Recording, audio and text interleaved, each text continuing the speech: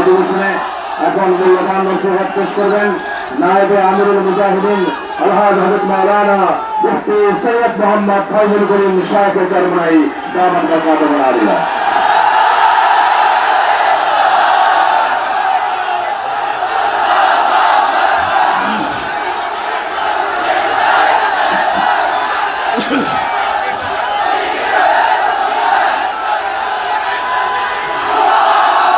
আসসালামু আলাইকুম ওয়া রাহমাতুল্লাহি ওয়া বারাকাতুহু।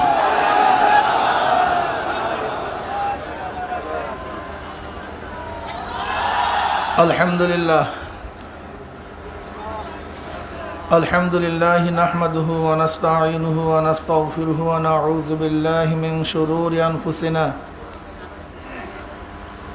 من يهد الله فلا مضل له ومن يضلله فلا هادي له ونشهد أن لا إله إلا الله وحده لا شريك له ونشهد أن محمدا عبده ورسوله أما بعد فأعوذ بالله من الشيطان الرجيم بسم الله الرحمن الرحيم يا أيها الذين آمنوا صلوا عليه وسلموا تسليما اللهم صل على سيدنا ونبينا وشفيعنا حبيبنا مولانا محمد صلى الله عليه وعلى آله وأصحابه وبارك وسلم اللهم صل على سيدنا ونبينا وحبيبنا مولانا محمد صلى الله عليه وعلى آله وأصحابه وبارك وسلم أعوذ بالله من الشيطان الرجيم بسم الله الرحمن الرحيم ثم جعلناك على شريعة من الأمر فاتبعها ولا تتبع أهواء الذين لا يعلمون صدق الله مولانا العظيم وصدق رسول النبي الكريم আল্লাহ পাকের বান্দা জনাব মুহাম্মদুর রাসূলুল্লাহ সাল্লাল্লাহু আলাইহি ওয়াসাল্লামের উম্মতগণ,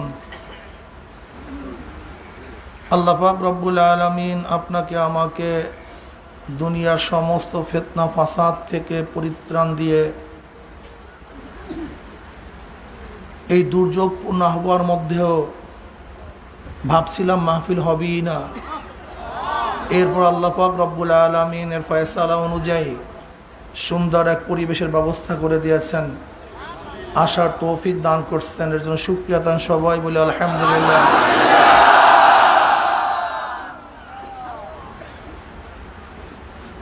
এই মাজলিস অনেক গুরুত্বপূর্ণ, অনেক দামি।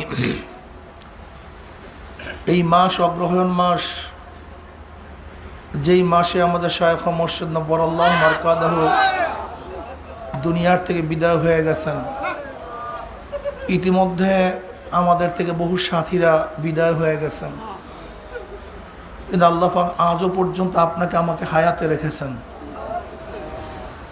অনেক সাথী তো হায়াত অবস্থায় আছে, আসতে পারেনি, অসুস্থ, দুনিয়ার বহু ঝামেলার মধ্যে, কিন্তু আল্লাহ পাক রব্বুল আলামিন আপনাকে আমাকে সুস্থ রেখে ঝামেলার থেকে মুক্তি দিয়ে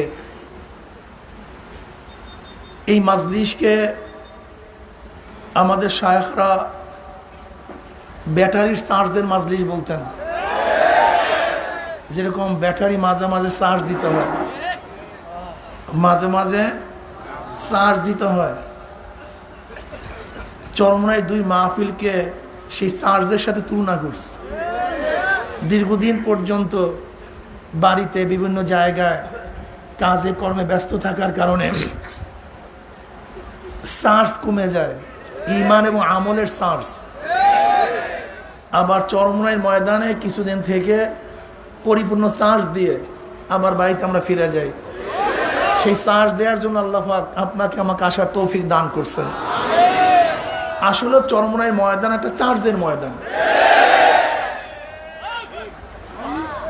আর এর দলিলও আছে।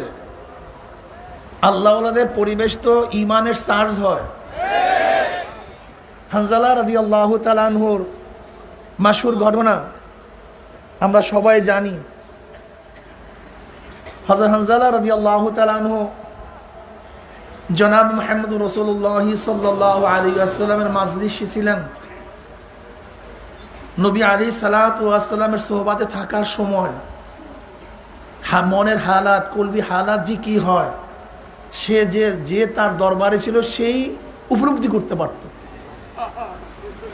হানজালা রাদিয়াল্লাহু তাআলা আনহু নবী আলাইহিস সালাতু ওয়াস সালাম সোহবাতে ছিলেন, তার মাজলিসে ছিলেন। নবী আলাইহিস সালাতু ওয়াস সালামের বয়ান শুনছেন, জান্নাত জাহান্নামের আলোচনা শুনছেন। নবী আলাইহিস সালাতু ওয়াস সালামের জবানের আলোচনার অবস্থাটা কি হয়? মনে হয় জান্নাত দেখতেছি, জাহান্নামে পড়ে গেছি, এই অবস্থা। হানজালা রাদিয়াল্লাহু তাআলা আনহু বাড়িতে গেলেন। বিবি, বাল বাচ্চা, সংসার, ব্যবসা বাণিজ্য, এই ঝামেলার মধ্যে মত্ত হওয়ার পরে নবী আলাইহিস সালাতু ওয়াস সালামের দরবারে যে হালাত ছিল, যে অবস্থা ছিল, সেই অবস্থার পরিবর্তন চলে আসছে। হানজালা রাদিয়াল্লাহু তাআলা হঠাৎ চিন্তা করলেন যে নবী আলাইহিস সালাতু ওয়াস সালামের সামনে এক অবস্থা, পিছনে ভিন্ন অবস্থা, নিশ্চয়ই আমি মুনাফিক হয়ে গেছি। হানজালা মুনাফিক হয়ে গেছে, হালাত চলে আসছে, হানজালা মুনাফিক হয়ে গেছে। এখন চিল্লে চিল্লে রওনা করছে, হানজালা মুনাফিক হয়ে গেছে। আবু বকর সিদ্দিক রাদিয়াল্লাহু তাআলা আনহুর সাথে দেখা পথিমধ্যে। হানজালা মুনাফিক হয়ে গেছো মানে কি বলতেছো তুমি? তুমি মুনাফিক হয়ে গেছো? বলে হ্যাঁ, হানজালা মুনাফিক হয়ে গেছে। বলে কিভাবে মুনাফিক হলা তুমি? বলে দেখেন, নবী আলাইহিস সালাতু ওয়াস সালামের মাজলিসে যখন উপস্থিত থাকি তখন কলবের যে হালাত থাকে, অবস্থান থাকে, বাড়িতে গেলে তো সেই অবস্থান থাকে না। দুনিয়ার ঝামেলার মধ্যে যখন পতিত হই, নবীর দরবারে জান্নাত জাহান্নাম উপস্থিত দেখি, কিন্তু বাড়িতে গেলে সেই অবস্থা থাকে না। কাজে অবস্থার পরিবর্তন, তার দরবারে এক, আমার বাড়িতে ভিন্ন। কাজে এইটা মুনাফিকের আলামত। বলে তাই তো, বলে আমারও তো অবস্থা এক, আমিও তো মুনাফিক হয়ে গেছি। কে সে? গোটা নবীদের পরে মর্যাদার দিক থেকে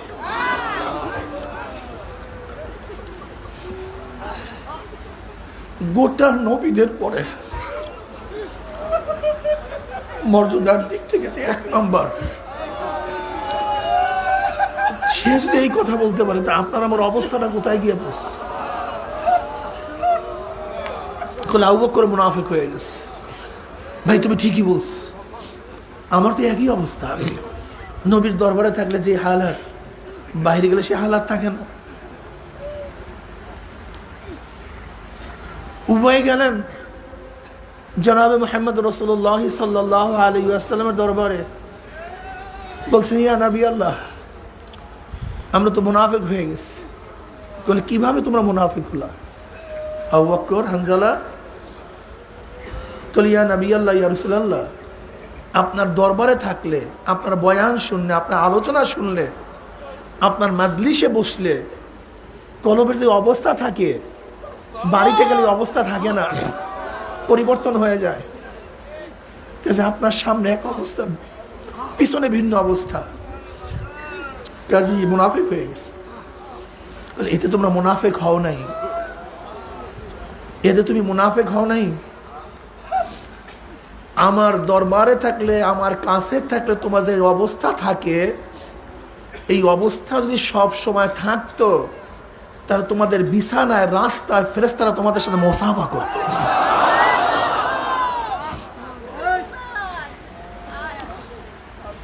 হুমুল জুলাসা উলা ইয়াশকা জালিসুহুম।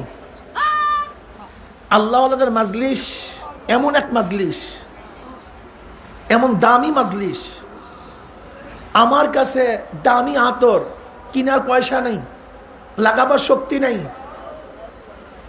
সে উপযুক্ত আমি নই। এত দামি আতর কিনবো কিভাবে? 1 আউন্সের আতরের দাম 7 লক্ষ টাকা, 6 লক্ষ টাকা, 5 লক্ষ টাকা। আমি কিনে তো এই সুবাস ব্যবহার করতে পারবো না, এই সুবাস আমার নাকের মধ্যে নিতে পারবো না। কিন্তু নিব কিভাবে?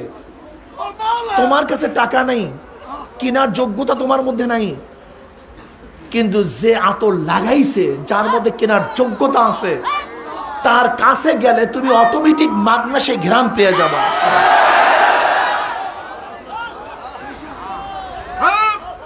আল্লাহর মাজলিস, এই দামি মাজলিস। আমি গুনাহগার, নালায়েক, নাফরমান, আমার কলবের অবস্থা ভালো না। আল্লাহ পাকের নূরের তাজাল্লি, আল্লাহ পাকের মারিফাত, আল্লাহ পাকের হাকিকত বোঝার মতো ক্ষমতা আমার মধ্যে নাই, সেই শক্তি আমার মধ্যে নাই। আমি গুনাহগার, নাফরমান, কিন্তু আল্লাহ ওয়ালার সোহবাতে যদি থাকি, তাদের কাছে যদি যাই, ওই ঘেরানের মাজলিসে যদি বসি, তাহলে আল্লাহ পাক রব্বুল আলামিনের ফজল ও করমে তাদের উপর যখন রহমত নাজিল করবেন, আপনাকে আমাকে মাহরুম করবেন না। আল্লাহ পাক রব্বুল আলামিন ওই রহমতের কিছু অংশ আপনাকে আমাকে উপর দান করবেন। এর জন্য চার্জের মাজলিস, এখানে চার্জ হয়। আসলেও আমি বাস্তব অভিজ্ঞতা থেকে বলছি, যখন বিভিন্ন জায়গায় মাহফিলে যাই, মুজাহিদরা আসে, বিভিন্ন ধরনের মুজাহিদরা আসে, কিন্তু যেই সমস্ত মুজাহিদরা বলে হুজুর আজকে এত বছর পর্যন্ত চরমনায় যাই, এক মাহফিলও সারি না, আমি তাদের চেহারার দিকে তাকাই, এবং যারা আসে না তাদের চেহারার দিকে তাকাই, far far difference, far far difference. আজকেও এক ভাই দেখা করার সময় বলছে যে 65 সনে এক মুজাহিদ আসছে চরমনাইতে, 65 সনে কোনো মাহফিল কাজা হইতো না। এই মাহফিলের কিছুদিন আগে দুনিয়ার থেকে বিদায় হয়ে গেছে। মুগদান আমাদের এক মুজাহিদ। এরকম হাজারো মুজাহিদরা আছে যারা এক মাহফিলও ছাড়ে না, কেন তাদের চার্জের প্রয়োজন হয়, তারা চার্জ দেয়। যেই ব্যাটারির পরীক্ষা করার যন্ত্র আছে, সেই ব্যাটারি তো চার্জ দিবে, আর যেই ব্যাটারির চার্জ পরীক্ষা করার যন্ত্র নাই, সেই ব্যাটারি চার্জ নিবে কিভাবে? যাদের কলবের খেয়াল আছে তারা তো চার্জ গ্রহণ করবে, আর যাদের কলবের খেয়ালই নাই, চার্জ আছে কি নাই এ চিন্তা তোয়াক্কাও তারা করে না।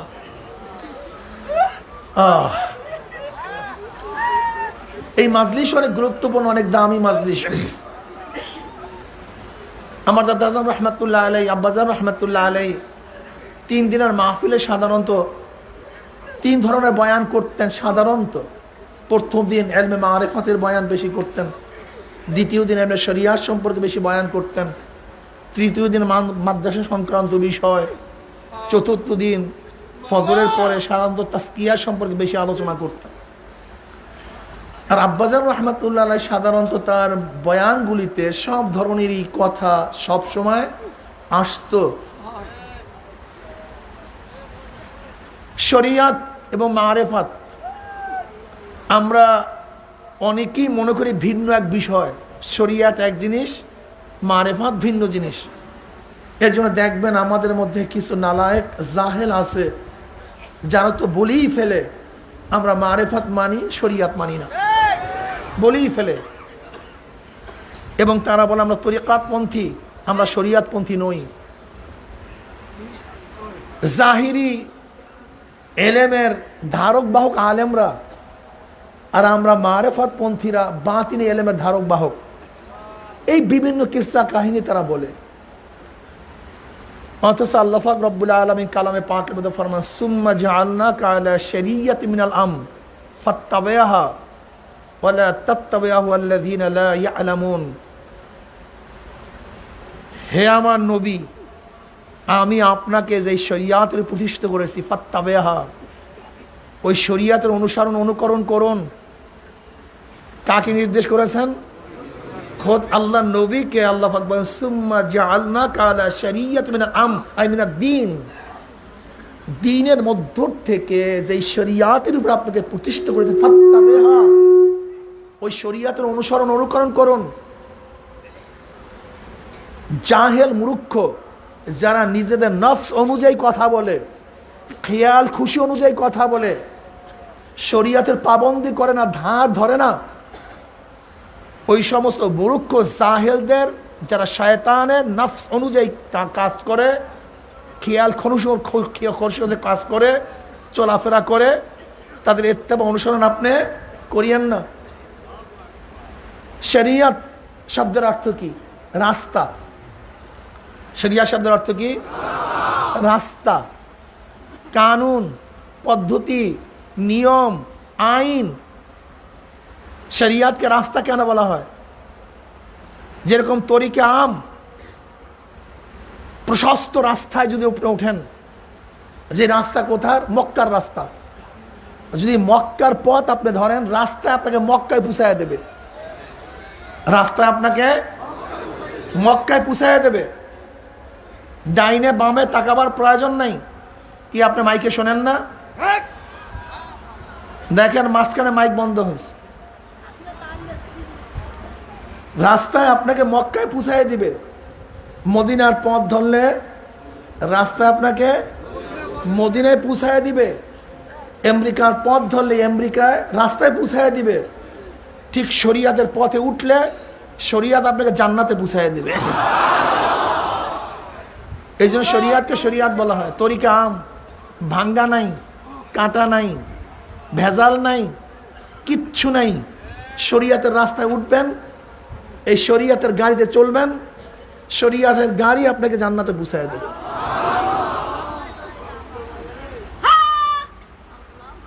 শরিয়াত জিনিসটা কি? দেখেন আল্লাহ পাকের আহকাম দুই ধরনের, আহকামে তাকবিনী, আহকামে তাশরিঈ। আহকামে তাকবিনী কি বলা হয়? কোন আহকামকে বলা হয়? যে আহকামগুলি, কানুনগুলি, নিয়মগুলি কুন ফায়াকুনের আওতাধীন। কিসের আওতাধীন? কুন ফায়াকুন। আল্লাহ পাক রব্বুল আলামিন সূর্যকে বলছে কুন ফায়াকুন, সূর্য চলতেছে। আল্লাহ পাক আসমানকে বলছে কুন, উঁচা হও, ফায়াকুন, সে উঁচা হয়ে গেছে। আল্লাহ পাক রব্বুল আলামিন আসমানকে উঁচা করছেন। আল্লাহুল্লাযী রাফা আস-সামাওয়াতি বিগাইরি আমাদিন তারাউনাহা। আল্লাহুল্লাযী রাফা আস-সামাওয়াতি, রফা, রফা শব্দ ব্যবহার করেছেন, উঁচা। আসমানকে কি করছেন আল্লাহ পাক? কত উঁচা জানি না। وَزَيَّنَّا السَّمَاءَ الدُّنْيَا بِمَصَابِيحَ وَجَعَلْنَاهَا رُجُومًا لِلشَّيَاطِينِ। আল্লাহ পাক প্রথম আসমানকে তারকা রাজির দ্বারা সুশোভিত করেছেন। কোন আসমানকে? এরকম 7টা আসমান, তার প্রথম আসমানকে আল্লাহ পাক তারকা রাজির দ্বারা সুশোভিত করেছেন। প্রথম আসমান কই? বিজ্ঞানীরা বলে অনেক তারকা আছে যা জন্ম হওয়ার পর থেকে আজ পর্যন্ত তার আলো দুনিয়াতে আসে নাই। কোরআনের ভাষায় সেই তারকাও প্রথম আসমানে, তার আলোই পৌঁছে নাই। তাহলে এখন মনে করেন সেই আসমান কোথায়? এটা আমরা জানি না। বলতে পারেন হুজুর ওই যে দেখি ওইটা কি? ওটা আমাদের চোখের সীমার শেষ। কিন্তু আসমান আমরা দেখি না, আমাদের চোখের উপরে আসমান। সূর্য দেখি, সূর্য তো আসমানের মধ্যে, কি কথা ঠিক না? অথচ 9,30,00,000 মাইল দূরে সূর্য দেখি। ওই যে ছোট ছোট তারকাগুলি দেখেন, তা সূর্যের চেয়ে অনেক অনেক উপরে। আবার অনেক তারকা আছে তার উপরে, সেটা আরো উপরে, তার উপরে আরো উপরে। আল্লাহুল্লাযী রাফা আস-সামাওয়াতি বিগাইরি আমাদিন তারাউনাহা। ওই খোদা, ওই আল্লাহ যিনি রফা, উঁচা করেছেন আসমানকে, যা তোমরা দেখতেছো, বিগাইরি আমাদিন, খুঁটি ব্যতীত, কোনো খুঁটি নেই। কিভাবে? কোন আসমান, তুমি উঁচা হও, ফায়াকুন, সে উঁচা হয়ে গেছে, সে উঁচা। আল্লাহ পাক উঁচার ব্যাপারে রফা শব্দ ব্যবহার করেছেন। এইভাবে আল্লাহ পাক রব্বুল আলামিন আলেমদের শান বয়ান করতে গিয়ে রফা শব্দ ব্যবহার করছেন। কি শব্দ ব্যবহার করছেন? যে আল্লাহ পাক রব্বুল আলামিন মুমিনদের শান এবং মানকে উঁচা করে ফেলছেন। কি কথা ঠিক না?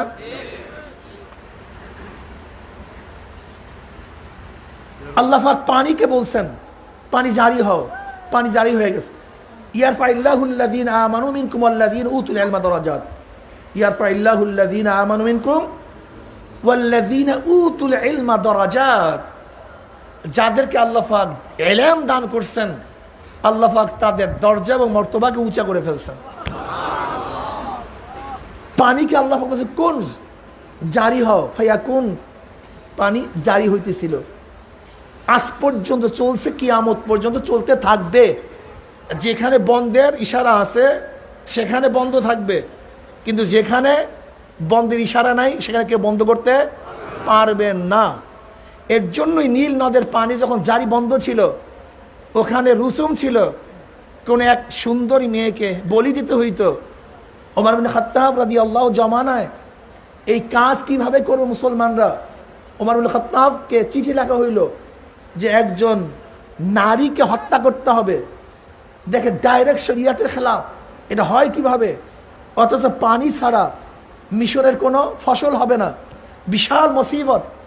ওমর ইবনে খাত্তাব রাদিয়াল্লাহু তাআলা আনহু নদীকে চিঠি লিখলেন। কাকে চিঠি লিখলেন? নদীকে চিঠি লিখলেন যে আল্লাহর হুকুমে জারি হও, জারি হয়ে যাও।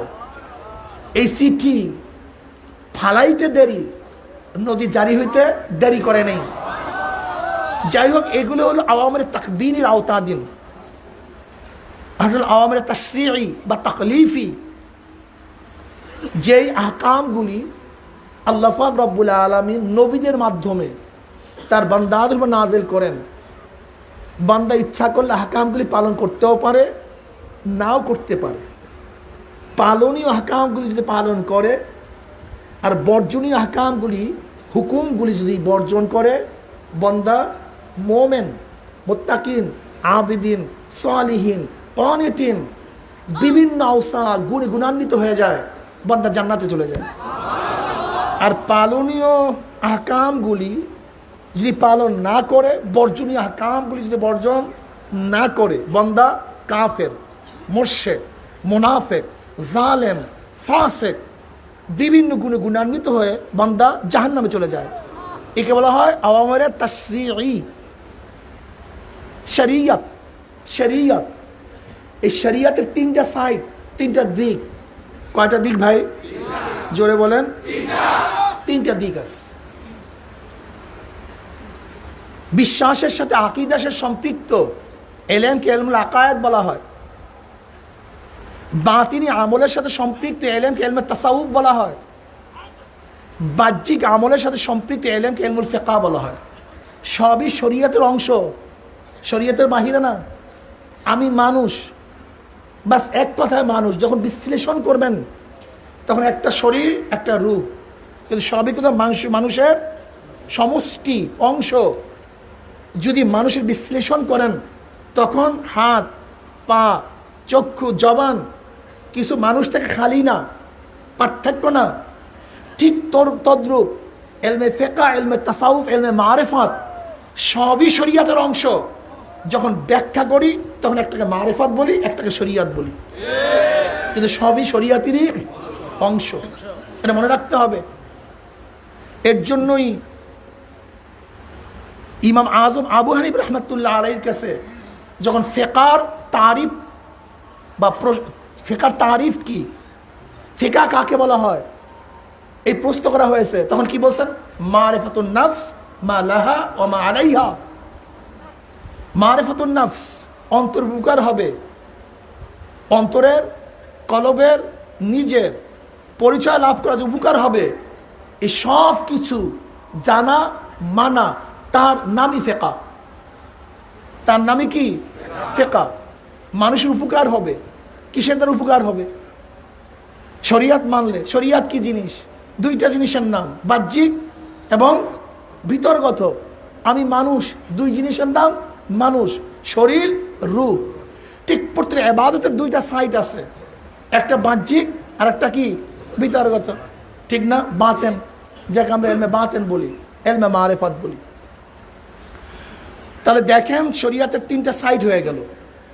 আর এই শরীয়তের চলার জন্য, শরীয়তের উপরে চলার জন্য যে পদ্ধতি, প্রক্রিয়া, পন্থা আবিষ্কার করা হয় তাকে বলে তরিকাত।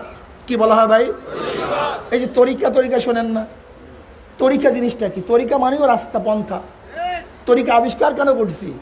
শরীয়তের উপরে চলার জন্য যেই পদ্ধতি, পন্থা, প্রক্রিয়া আবিষ্কার করা তাকে বলা হয় তরিকত, তাকে বলা হয়। যেমন এলমে দ্বীন শিক্ষা গ্রহণ করার জন্য যেই পদ্ধতি, প্রক্রিয়া আবিষ্কার করা তাকে বলে মাদ্রাসা। মাদ্রাসা জিনিসটা কি? বিল্ডিং এর নাম তো মাদ্রাসা না, বিল্ডিং এর নাম মাদ্রাসা না। মাদ্রাসা কি জিনিস? যেখানে কোরআন ও হাদিস শিক্ষা গ্রহণ করা যায়, কোরআন ও হাদিস শিক্ষা দেওয়া হয়, সেই জায়গা কি বলা হয়? এটা মুহাবারা, এটা পরিভাষা। কি কথা ঠিক না? ঠিক তদ্রূপ শরীয়তে চলার জন্য যেই পদ্ধতি, পন্থা, প্রক্রিয়া আবিষ্কার করা হয় তাকে কি বলা হয় ভাই? তরিকা। তরিকা, তাকে তরিকা বলা হয়। যদি তরিকা বেদাত হয় তার মাদ্রাসা কি হবে? একই তো কাজ। মাদ্রাসার মধ্যে যদি ক্লাসে তফকা থাকে, প্রথম, দ্বিতীয়, তৃতীয়, চতুর্থ, এই যদি বেদাত না হয়, তা তরিকাতপন্থীরা শরীয়তে চলার জন্য যে সবকের পদ্ধতি করছে, 1 সবক, 2 সবক, 3 সবক, যদি মাদ্রাসার আউয়াল class, Sunny class, Salles class বেদাত না হয়, তা তরিকাতপন্থীরা তাদের কলবি এবং আমলি তারাক্কির জন্য যে ক্লাসগুলি খুলছে, 1 সবক, 2 সবক, 3 সবক, সেগুলি বেদাত হবে কেন? যদি ওইটা বেদাত হয় তো এইটাও কি হবে? বেদাত হবে। যদি জাহিরে এলেম শিক্ষা গ্রহণ করার জন্য মাদ্রাসা বেদাত না হয়, তার তরিকা বেদাত হবে কেন? দেখেন, বাহ্যিক এলেম শিক্ষা দেওয়ার জন্য উস্তাদ ছাত্রদের জন্য বিভিন্ন পদ্ধতি, পন্থা আবিষ্কার করে, যেগুলি সরাসরি কোরআন হাদিসের মধ্যে নাই। 7 ক্লাস, 6 ক্লাস, এত সময়, ঘন্টা, এত পরীক্ষা, এগুলি কোরআন হাদিসের মধ্যে সরাসরি নাই। এরপরে কোন অক্ষরের কিছু অংশ লেখা, কিছু অংশ বাদ দেয়া, মাঝখানে সংযুক্ত করা, এগুলি কোরআন হাদিসের মধ্যে সরাসরি নাই। উস্তাদ কখনো ছাত্রকে দাঁড়াইয়া পর, একটা উঁচা করিয়া পর, কেতাব নিয়ে পর। আমি দেখছি আমাদের ওখানে হেফজখানা ছিল, আমাদের কুতুবখানায়, হেফজখানা ছিল। আমার অনেক মাসালা হল হয়ে গেছে ওই সময়। দেখি হাফেজ সাহেব কোনো ছাত্রকে কোরআন শরীফ হাতে দিয়ে 1 পা উঠাইয়া বলে, কোরআন শরীফ এরকম কি নিয়ে পড়তে থাক, পাও একটা জাগানো, 1 পায়ে দাঁড়ানো, কোরআন শরীফ। এখন আমি তখন চিন্তা করতাম যে কোনো মৌলবীর কাছে যদি প্রশ্ন করা হয়, এই যে কোরআন শরীফ এইভাবে পড়তে আছে, এটা কোথায় কোরআন হাদিসের মধ্যে আছে, এটা দেখা দাও একটু। আবার দেখলাম পড়তেছে খ খ খ খ খ। আমি কি ঘটনা কিরকম করতে আছে কেন? আমরাও পড়ছি এরকম। এখন যদি কেউ বলে ভাই ঘ ঘ করতে আসেন, গলামলা ফাটাইয়া ফলাইতে আসেন, এটা দলিল জানতো ভাই কোরআন হাদিস দিয়া, গাইন এরকম শিখতে হবে, যে কাকের মতো উদাহরণ দিয়ে কোরআন হাদিসের মধ্যে দলিল জানতো। আজ পর্যন্ত কোন লামুজাহাবি বা ওই সমস্ত ঝামেলা সৃষ্টিকারীরা আজ পর্যন্ত মাদ্রাসা গিয়ে প্রশ্ন করে নাই যে এই পদ্ধতি সরাসরি কোরআন হাদিসের মধ্যে নাই, এই পদ্ধতি কোরআন হাদিসের মধ্যে নাই, এই পদ্ধতি কোরআন হাদিসের মধ্যে নাই। এরকম প্রশ্ন আজ পর্যন্ত করে নাই যে নাদিয়া, নুরানি, বৈজ্ঞানিক পদ্ধতি, এরপরে কেরাতুল কোরআনের পদ্ধতিতে কোরআন শিক্ষা দেওয়া হবে কেন? কোরআন তো এক, হাদিস এক, কেন নাদিয়া পদ্ধতি হবে? কেন নুরানি পদ্ধতি হবে? কেন কোরআন শিক্ষা বোর্ড পদ্ধতি হবে? কেন বৈজ্ঞানিক পদ্ধতি হবে? কোরআন তো এক। এই প্রশ্ন আজ পর্যন্ত কেউ করে নাই। কেন? এই পদ্ধতি কি শিক্ষা দেওয়ার জন্য? জোরে বলেন। এখানে কোন পদ্ধতি কোরআন শিক্ষা দেওয়া হয়? নাদিয়া। এখানে কোন পদ্ধতি কোরআন শিক্ষা দেওয়া হয়? নুরানি।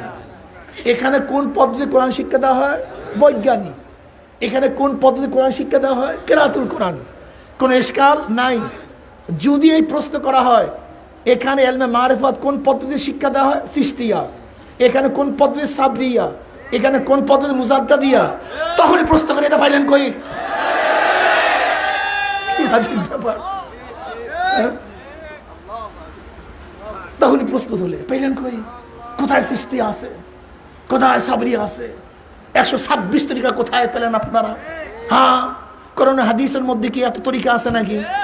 আমি যদি বলি ভাই কোরআন ও হাদিস শিক্ষা গ্রহণ করার জন্য যদি এত মাদ্রাসা থাকতে পারে, যদি তফসির শিখার জন্য হাজারো তফসির থাকতে পারে, যদি এলমে হাদিসের এত সরাসরুয়াত থাকতে পারে, এলমে ফিকার এত কিতাব থাকতে পারে, এত পদ্ধতি পন্থা থাকতে পারে, তাহলে এলমে মারিফাত শিক্ষা গ্রহণ করার জন্য 126 তরিকা তো মাত্র যা পাইছি, কিন্তু এখানে হাজার তরিকার অসুবিধা কোথায়? সমস্যা কি? এখন বলতে পারেন হুজুর আপনারা কেন লেখেন চিশতিয়া সাবরিয়া তরিকা, জান্নাতে যাওয়া সহজ পদ্ধতি? আরে ভাই এই পাইলেন কই সহজ পদ্ধতি? এটা কোনো কোরআন হাদিসের মধ্যে আছে? অথচ আপনারা লিখেন যে নাদিয়া নুরানি কোরআন শিক্ষা সহজ পদ্ধতি। এই কথা বলেন না কেন? যদি ওখানে সহজ পদ্ধতি সেট করলে আপত্তি না হয়, তা জান্নাতে সহজ পদ্ধতি আপনাকে বললে যে আপনার আপত্তি হবে কেন? নবী আলাইহিস সালাতু হাজারো সহজ পদ্ধতি বলে নাই যে মহিলাদের জন্য এই কাজগুলি করলে জান্নাতে যাওয়া সহজ পদ্ধতি, পুরুষদের জন্য এই কাজ করলে জান্নাতে যাওয়া সহজ পদ্ধতি, এই আমলটা করলে জান্নাতে যাওয়া সহজ পদ্ধতি। আজিব ব্যাপার, কি অবস্থা দেখেন তো। নবী আলাইহিস সালাতু ওয়াসসালাম কত জায়গায় জান্নাতের সহজ পদ্ধতি বাতায় দিয়েছে। এতটুকু আমল করো জান্নাতে যাওয়া সহজ পদ্ধতি, এইটা আমল করো জান্নাতে যাওয়ার সহজ পদ্ধতি। তা আমার নবী আলাইহিস সালাতু ওয়াসসালাম জান্নাতে যাওয়ার যে সহজ পদ্ধতি বাতিয়ে থাকেন, তাহলে সেই পদ্ধতি অনুযায়ী কেউ যদি বলে এই যে জান্নাতের সহজ পদ্ধতি, এটা কি বেদাত হবে না হাকিকত হবে? এইটাই তো ঠিক হবে, এইটাই তো হওয়া উচিত। দেখেন আমরা লেখার ব্যাপারে বলি সহজ পদ্ধতি হস্তলিপি শিক্ষা দেওয়া হয়, কোনো আপত্তি নাই। সহজ পদ্ধতি ইংলিশ শিক্ষা দেওয়া হয়, কোনো আপত্তি নাই। সহজ পদ্ধতি নাহু শিক্ষা দেওয়া হয়, কোনো আপত্তি নাই। সহজ পদ্ধতি সরফ শিক্ষা দেওয়া হয়, কোনো আপত্তি। যদি বলা হয় সহজ পদ্ধতি আমল শিক্ষা দেওয়া হয়, জান্নাতের পথ বাঁধানো হয়, ভাই এটা পাইলেন কই? কি আজীব মানুষ, কথাটা বুঝাতে পারছি? সব মানুষকে গুমরাহ করার চক্রান্ত চলছে। তা আমরা কি বলছিলাম যে শরিয়াতের তিনটা বিশ্বাসের সাথে সম্পৃক্ত এলেমকে ইলমুল আকায়েদ ইলমুল কালাম বলা হয়, এবং বাতিনি আমলের সাথে সম্পৃক্ত এলেমকে ইলমে তাসাউফ বলা হয়। ইলমে তাসাউফ এইটা আপনারা আমার চরমনের বানানো কোনো কথা না। এই তাসাউফ আজকে আবিষ্কার হয় নাই, এটা আজকের কোনো ঘটনা না। ইমাম মালিক রহমাতুল্লাহ আলাইহির জন্ম 94 হিজরিতে। ইমাম মালিক রহমাতুল্লাহ কি বলছেন? মান তাফাক্কাহা ওয়া লাম ইয়াতাসাওয়াফা ফাকাদ তাফাসসাকা ওয়া মান তাসাওয়াফা ওয়া লাম ইয়াতাফাক্কা ফাকাদ তাযান্দাকা ওয়া মান জামা বাইনাহুমা ফাকাদ তাহাক্কাকা। এটা ইমাম মালিক রহমাতুল্লাহ আলাইহির কথা। এখন কেউ যদি আপনারা বলেন যে এটা সর্বনাশ বিশ্বের আবিষ্কার করছে তাসাউফ, আরে বোকা, দেখো তোমাকে বুঝতে হবে আজকে হেদায়েত কিতাব, কানজ কিতাব, যত ফিকার কিতাব, শামি কিতাব বলো, আলমগিরি বলো, দুরুল মুখতার বলো, রদ্দুল মুখতার বলো, এই সবই কোরআন ও হাদিসের মধ্যে নিয়োজিত ছিল। কি কথা ঠিক না? পরবর্তীতে ওলামায়ে কেরাম সেখান থেকে বের করছে, ঠিক ইলমে মারিফাত, ইলমে তাসাউফ, ইলমে তরিকা, সব কোরআন ও হাদিসের মধ্যে নিহিত ছিল। পরবর্তী হুকামায়ে কেরাম, মুহাক্কিকিনে কেরাম, যারা জান্নাতের পথ দেখাবার জন্য সবসময় পাগল হয়ে থাকতেন কিভাবে মানুষকে হেদায়েত করা যায়, তারা বিভিন্ন কোরআন ও হাদিস থেকে খুব ভালো মতো বাঁচিয়া ফিকির করিয়া মানুষদের জন্য সহজ পদ্ধতি বাতায় দিয়েছে। তোরা এই পথে চল, এটা সহজ পথ, এখানে উঠবি আলহামদুলিল্লাহ বিনা বাধায় জান্নাতে চলে যাবে। যেরকম আমাদের ওলামায়ে কেরাম নামাজের এক জায়গায় নামাজের কোনো মাসালা কোথায় পাবেন না, এক আয়াতের মধ্যে নামাজের কোনো মাসালা কেউ পাবেন না। এমনকি এক হাদিসের গ্রন্থের মধ্যেও নামাজের কোনো মাসালা পাওয়া যাবে না। আমাদের ফকির কেরাম কি করছেন? সমস্ত কোরআন ও হাদিস থেকে ভালো মতো গবেষণা করে এক জায়গায় জমা করে দিয়েছেন যে এই পদ্ধতিতে নামাজ পড়ো। এর জন্য আপনারা যারা আছেন কোথায় নামাজের মাসালা পাওয়া গেছে, কোন আয়াতে, কোন হাদিস আপনারা জানেন না, কিন্তু আলহামদুলিল্লাহ সবাই নামাজ পড়তেছেন। এটা আমাদের ফোকায়ে কেরামের অবদান, তাদের কোশেষ, তাদের সাধনার কারণে আমাদের জন্য আমল সহজ হয়ে গেছে। ঠিক তদ্রুপ কলবের অবস্থান, ইলমে মারিফাতের অবস্থান কোরআন হাদিসের মধ্যে তো আছে, কিন্তু বেছে বেছে বের করা আমাদের জন্য খুবই কঠিন হয়ে যেত। হুকামায়ে কেরাম যারা ইলমে তাসাউফের ইমাম ছিলেন, তারা সেখান থেকে বেছে বেছে আমাদের জন্য সহজ করে দিচ্ছে, তাহলে এইভাবে চল, তাহলে জান্নাতে যাওয়ার পথ সহজ হয়ে যাবে। এটা তারিফ করা উচিত ছিল, বদনাম করতেছেন আপনি। উচিত ছিল তারিফ করা, আর করতেছি বদনাম। আল্লাহ আমাদের সবাইকে মাফ করে দেন। তরিকার উপর চলার পরে, তরিকাতের উপর চলার পরে, এখন কি তরিকাতের চলা মানে কি? তরিকাত আবিষ্কার কেন হয়েছিল? শরীয়তের উপর চলার জন্য। এখন যদি আমি ডাইরেক্ট বলি যে তরিকাতের উপর যে চলার জন্য, তরিকাতের উপর চলা, তাহলে কি শরীয়তকে বাদ দেওয়া হয়? আরে ভাই, তরিকাতের রাস্তা তো আবিষ্কারই হয়েছে শরীয়তের উপর চলার জন্য। কি কথাটা বোঝাতে পারি নাই? এই তরিকাতের উপর চলার পরে, তরিকাতের উপরে চলার পরে কলবের মধ্যে আল্লাহ পাকের আওসাফের, আল্লাহ পাকের মাখলুকাতের বহুত গুরু রহস্য অন্তরের মধ্যে ধরা পড়ে। হ্যাঁ, বুঝেন নাই? আল্লাহ পাক সূর্য বানাইলো কিভাবে, আসমান বানাইলো কিভাবে, পানি বানাইলো কিভাবে, বাতাস বানাইলো কিভাবে, গাছ বানাইলো কিভাবে, মাছ বানাইলো কিভাবে। আল্লাহ পাকের মাখলুকাত, হাল তারা মিন ফুতুর সুম্মারজিল বাসারা কাররাতাইনি ইয়ানকালিব ইলাইকাল বাসারু খাসিয়্যান ওয়া হুয়া হাসির। তাকা, আমার মাখলুকাতের দিকে তাকা, দেখ কোনো ভুল আছে নাকি? আল্লাযীনা ইয়াযকুরুনাল্লাহা কিয়ামান ওয়া কুউদান ওয়া আলা যুনুবিহিম ওয়া ইয়াতাফাক্কারুনা ফি খালকিস সামাওয়াতি ওয়াল আরদ মা খালাকতা হাযা বাতিলান সুবহানাকা ফাকিনা আযাবান নার। হ্যাঁ, রব্বানা মা খালাকতা হাযা বাতিলান সুবহানাকা ফাকিনা আযাবান নার।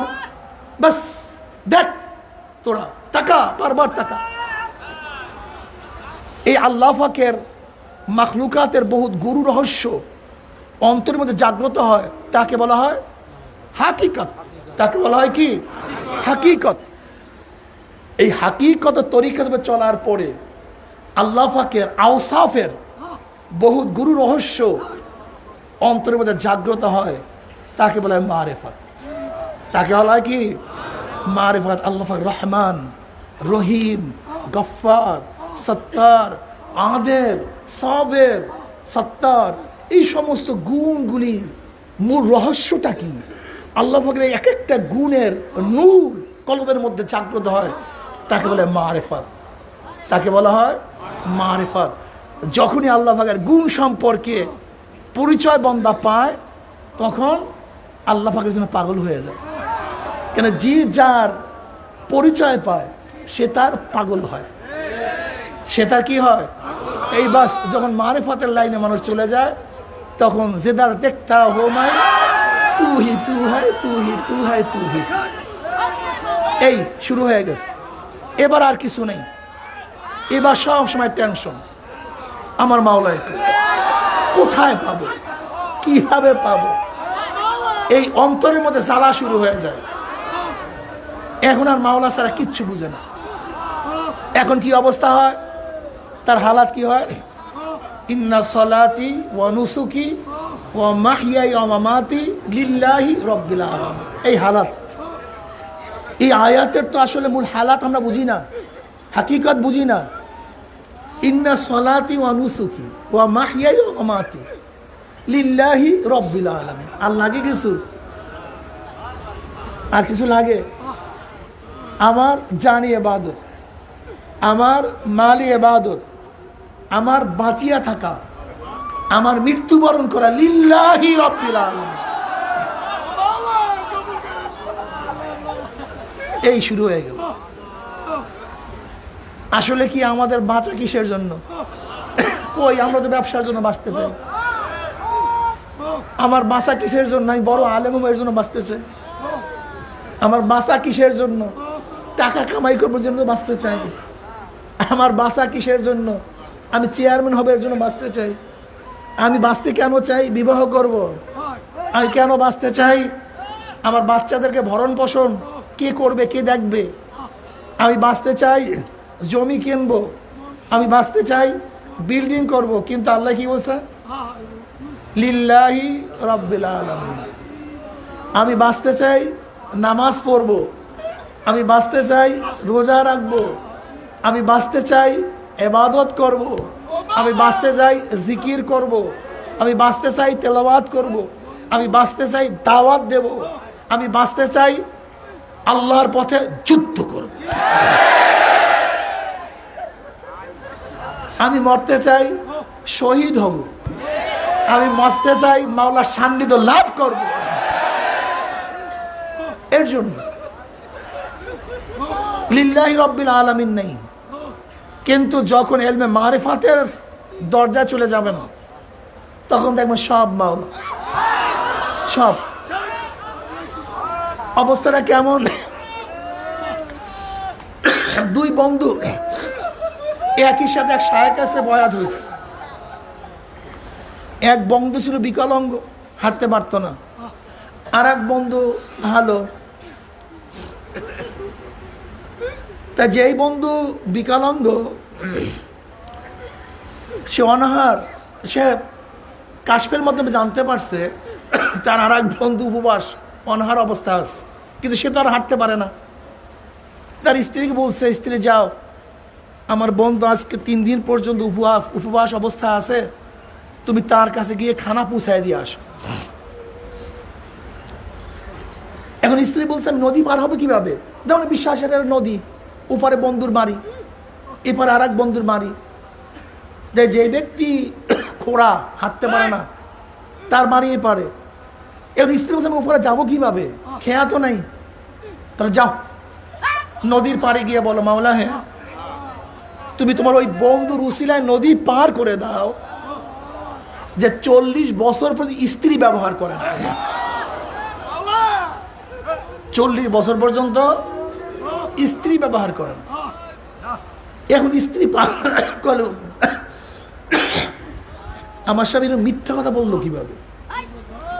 সে আমার স্বামী, আমি তার স্ত্রী, সে আমাকে ব্যবহার করে কি করে না সেও জানে, আমিও জানি। তার ঘরে কত বাচ্চা কাচ্চা, অথচ বলতেছে 40 বছর পর স্ত্রী ব্যবহার করে না। কিন্তু স্ত্রীর আকীদা, বিশ্বাস ছিল সে আমার স্বামী ওলি, খাস আল্লাহর বান্দা। এই যে বেদে মারেফাত, এই বেদে মারেফাত নিয়ে যারা ইশকাল তুলে, আমি তাদেরকে প্রশ্ন করতে চাই, ভাই নামই তো ভেদে মারেফাত, মারেফাতের ভেদ। তুমি এই রাস্তারই লোক না, এই রাস্তার সাথে তোমার কোনো পরিচয় নাই। সেদিকে আগে এসপি সাহেব আসতে, বলে হুজুর ভেদে মারেফাত কেতাবটা আছে? কেন আমি তো আছে তো। আমি বুঝছি যে কেউ হয়তো বা কিছু ওনার মাথার মধ্যে দিছে। আমি বললাম, দেখেন আপনাদের পুলিশের কিছু টার্ম আছে, কিছু শব্দ আছে যেগুলো পুলিশি ভাষা, এটা অন্য অন্য ডিপার্টমেন্টের লোক এই ভাষা বুঝবে না। ডাক্তারদের ভাষা কিছু টার্ম আছে, ডাক্তারের বাইরে ইঞ্জিনিয়ার এই টার্ম বুঝবে না। আবার ইঞ্জিনিয়ারদের কিছু ভাষার টার্ম আছে যে ইঞ্জিনিয়ার বাইরে অন্য কেউ বুঝে না। সাহিত্যিকদের কিছু ভাষা আছে যা সাহিত্যিক ছাড়া অন্য কেউ বুঝবে না। ফকিদের কিছু ভাষা আছে, কথাটা বুঝাতে পারি নাই। যেমন সুন্নাত শব্দ, সুন্নাত শব্দ কোরআনের মধ্যে আসছে, হাদিসের মধ্যে আসছে, ফিকহের মধ্যে আসছে। একই সুন্নাত শব্দ, একই হুবাহু একই লেখা, কিন্তু কোরআনের ভাষায় এক অর্থ, হাদিসের ভাষায় ভিন্ন অর্থ, ফিকহের ভাষায় সম্পূর্ণ ভিন্ন অর্থ, একই সুন্নাত।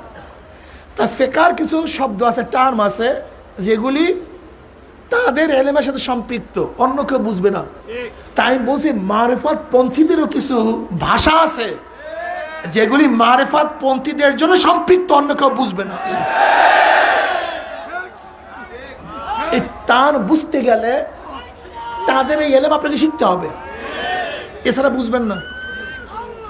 আমি বললাম, যদি কোনো জায়গায় ইশকাল বাজে আমাকে প্রশ্ন করিয়েন, কিতাব নিয়ে যান। এখন স্ত্রী তো তার স্বামীর উপর আস্থা আছে, আমার স্বামী আল্লাহর ওলি, গিয়া বলতেছে, দেখেন টানটা কোন জায়গায়, এই ঘটনা বললেই বুঝতে পারবেন আসলে হাকিকতটা কি এবং মারেফাতটা কি। গিয়া নদীর পেয়ে বলতেছে, মাওলা হে, তোমার ওই বন্দার উসিলে আমাকে নদী পার করে দাও।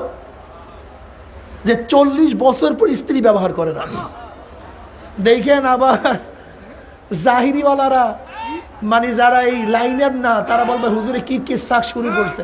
আমি দলিল দিতে আসি, দেখেন বুখারীর মধ্যে কারামতের বয়ান আছে। ওই যে এক ব্যক্তি একজনার থেকে 1000 দিরহাম ধান নিছে, সময় মতো পাঠাইয়া দিবে, কিন্তু পার হওয়ার কোনো খাওয়া পায় না, পার হওয়ার কোনো খাওয়া পায় না। একজনের কাছে আগেই দিরহাম পাঠাইয়া দিছে, কিন্তু মনের মধ্যে ওয়াসওয়াসা যে সময় মতো পৌঁছলো কিনা, ওয়াদা খেলাফ না হয়। আর আমাদের মুজাহিদরা আমার সাথে ওয়াদা খেলাফ করে, বারবার ওয়াদা খেলাফ করে, বারবার ওয়াদা খেলাফ করে। আমি চিন্তা করি, মানে আমার সাথে তোমার ওয়াদার অবস্থা এই, তো বাহিরে তুমি কি করো আল্লাহ ভালো জানে। টুপি তো লাগাইছো, জুব্বা তো পরছো, দাড়ি তো রাখছো, হ্যাঁ। আর শায়েখ রহমাতুল্লাহ আলাইহি, আমি ওনাকে এত গুরুত্ব দেই বাপ হিসাবে না, কাছে থেকে দেখছিল কি জিনিস, কি জিনিস। আজকে আমার মতো মৌলবী ওয়াদা দিছে মাহফিলে যাব, কোন রকম জ্বর হইলে, একটু স্বাস্থ্য খারাপ হইলে, সেহাত খারাপ, যেতে পারবো না, সেহাত খারাপ, যেতে পারবো, ওয়াদা ছিল যাওয়ার। অথচ মুনাফিক আলামত কি, যা ওয়াদা আখলাফা, আলামত মুনাফিক, একটু সেহাত খারাপ, যেতে পারবো না। আর আব্বাজান রহমাতুল্লাহ ওয়াদা রক্ষা করার জন্য 10 নাম্বার সিগন্যাল অতিক্রম করে তারা মাহফিলে হাজির হয়েছে। আমি দেখি নাই জীবনে ওয়াদা খেলাফ করতে আমার বাবাকে, জীবনে দেখি নাই, জীবনে দেখি নাই ওয়াদা খেলাফ করতে। দরবেশ আর আলেম আর মুফতি আর মুহাদ্দিস, ওয়াদা খেলাফ। ওয়াদা দেওয়ার আগে চিন্তা করো। আল্লাহ পাকের শুকর, আমি তো কাউকে কোনো ওয়াদা দিলে আগে চিন্তা করে ওয়াদা পালন করতে পারবো কি পারবো না, পারবো কি পারবো না। আল্লাহ না করে কোনো ঘটনা ঘটলে আগেই জানায় দেয়, ভাই অবস্থায় কি করব, ওয়াদা খেলাফ। তুই বুখারী উল্টায় দেখো, ওই ব্যক্তি চিন্তা করছে ওয়াদা মতো যদি টাকা না পুষাতে পারি, একজনের কাছে পাঠায় দিস, কিন্তু মনের মধ্যে সন্দেহ, যদি না পুষে কি অবস্থা হবে। তিনি কি করছেন, আল্লাহর ভরসা করে একটা কাঠের বাক্স বানাইছে, কাঠের বাক্সের মধ্যে সেই দিরহাম রাইখা নদীর মধ্যে ছাড়িয়ে দিয়েছে, আল্লাহ তুমি এই টাকা তার কাছে পৌঁছায় দাও। হাদিসের মধ্যে আসছে পানি উল্টা দিকে বাক্স আস্তে আস্তে তার দিকে চলতেছিল। বুখারী নয়, তুমি এই পানি ওই বেচারার জন্য অনুগত্য করে দিছে। আল্লাহ পাক তো ওই দান, যে ব্যক্তি ঋণ নিছে, দাইন ছিল, সে ব্যক্তির ঋণকে পরিশোধ করার জন্য আল্লাহ পাক রব্বুল আলামিন পানিকে তার অনুকূল করে দিচ্ছে। এখন ব্যাপার মাওলার জন্য বেটা, এত কোন ফায়াকুনের আওতায়। আমরা কোনো ঘটনা বয়ান করলে হুজুরা কোথা থেকে কেটসা কাহিনী বাড়ি করে। সেদিনে চিটাং গেলাম, 2 জন আলেম আসছে, আইসে ওই কথাবার্তা অনেকক্ষণ পড়ার পর সুবিধা পায় না, সুবিধা না পাইয়া এখন কয় আমি চরমনের দাওয়াত দিলাম, কলে হুজুর বাসের মধ্যে কি ওঠে এখনো, একটু তাচ্ছিল্য করার জন্য। আমি কলে ভাই পাহাড় তো পায় না, এর জন্য বাসে ওঠে, পাহাড় পাইলে পাহাড়ে উঠতে। জবাবটা আপনার বুঝেন নাই, জবাবটা আপনার বুঝেন নাই, যে এই কথা বলছি এখন থম খেয়ে গেছে। আমি বলি ভাই আপনিও বুঝেন নাই। জনাব মুহাম্মদ রাসূলুল্লাহ সাল্লাল্লাহু আলাইহি ওয়াসাল্লামের উপরে যখন ওহী বন্ধ হয়ে গেছে, যখন ওহী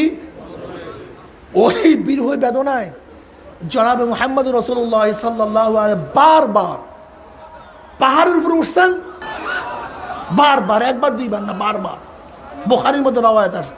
আগের মাহফিলে বলছিলাম কাজে ওদিকে যাবো না, তাই আমি এর জন্য তাকে বললাম যে দেখো, ইশক এবং মুহাব্বত, বিরহ বেদনা, এটা তোমার মধ্যে নাই, তুমি বুঝবা না ভাই। তাই নবী আলাইহিস সালাতু ওয়াস সালামের কাছে কি ছিল ভাই? পাহাড় ছিল, এই জন্য কোথায় উঠছে? আর আমাদের এখানে বাসা আছে, তার জন্য বাসে ওঠে। একেবারে চুপচাপ হয়ে রয়েছে, আর কোনো কথাবার্তা কয় না।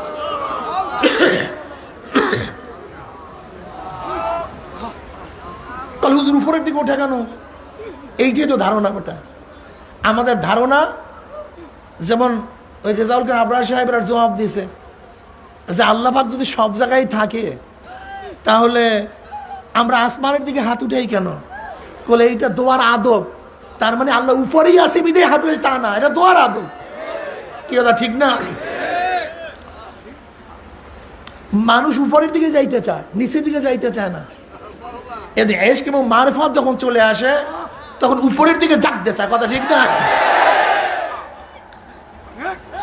যেই মৌলবীর এই উদাহরণ দিচ্ছে আসতে তাইতে চলে গেছে, আর দিদি কোনো কথাবার্তাই কয় না। তা উনি তো গিয়া নদীর পাড়ে বলছে, মাওলা হ্যাঁ তুমি তোমার ওই অলির উসিলে আমাকে নদী পার করে দাও, যে 40 বছর প্রতি স্ত্রী ব্যবহার করে নেই। আল্লাহর কি কৃষ্ণা, নদীর পানি শক্ত হয়ে গেছে। কি শক্ত হইতে পারে কি পারে না? ওই টাকার বাক্স উল্টা দিকে যাইতে পারে কি পারে না? পানি শক্ত হয়ে গেছে, পার হয়ে চলে গেছে। গিয়া দেখে আসলে ঘটনা তাই। 3 দিন পর্যন্ত কিছু মিলাতে পারে নাই, খাইতে পারে নাই।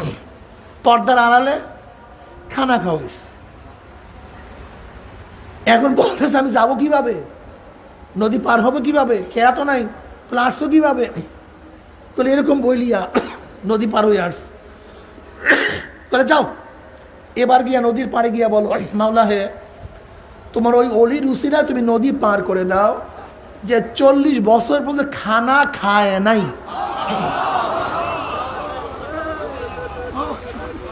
এখন মহিলা আরো আশ্চর্য হয়ে গেছে, বলে এক মিথ্যা বলিয়া পার হয়ে আসছি। আর এই ব্যক্তি তো আগে পরে খানা খাইছি, আবার আমার সামনে খানা খাইলো, আর এখন বলতেছে 40 বছর পর্যন্ত খানা খায়নি। তো এক মিথ্যা বলিয়া যেহেতু পার হয়ে আসছে, দেখি আর এক মিথ্যার অবস্থাটা কি, আর এক মিথ্যার অবস্থাটা কি। গিয়া বলতেছে আল্লাহ তুমি তোমার ওই বান্দার উসিলে নদী পার করে দাও, যে 40 বছর পর্যন্ত খানা খায় নাই। আল্লাহর কি কৃষ্ণ, নদীর পানি শক্ত হয়ে গেছে, পার হয়ে চলে আসছে। এবার স্বামীকে বলতে, স্বামী গো তুমি আমার স্বামী, আমি তোমার স্ত্রী, তুমি আমাকে ব্যবহার করো কি করো না তুমিও জানো আমিও জানি, কিন্তু একটা মিথ্যা শিক্ষা দিচ্ছে। আর মিথ্যার কি তা আসি, নদীও পার হয়ে গেছে। তোমার বন্ধু তো আগে পরে খানা খাইছে, আর আমার সামনেই খানা খাইছে, সে একটা মিথ্যা শিক্ষা দিছে, আর মিথ্যার উচিতটা পার হয়ে আসছি। ঘটনাটা কি? এবার স্বামী বলতেছে দেখো আমিও মিথ্যা বলি নাই, আমার বন্ধুও মিথ্যা বলে নাই। তুমি বাহ্যিক দৃষ্টি দেখছো, কিন্তু আমি তো যেই কথা বলছি আমার মাওলা আমার কলমের দিকে তাকায় আছে। ইন্নাল্লাহ লা ইয়ানজুরু ইলা সুয়ারিকুম ওয়া আমওয়ালিকুম ওয়ালাকিন ইয়ানজুরু ইলা নিয়াতিকুম ওয়া কুলুবিকুম। আল্লাহ পাক কোন দিকে তাকায় থাকে? সব সময়। বাহ্যিক দৃষ্টি আল্লাহ করেন না তো।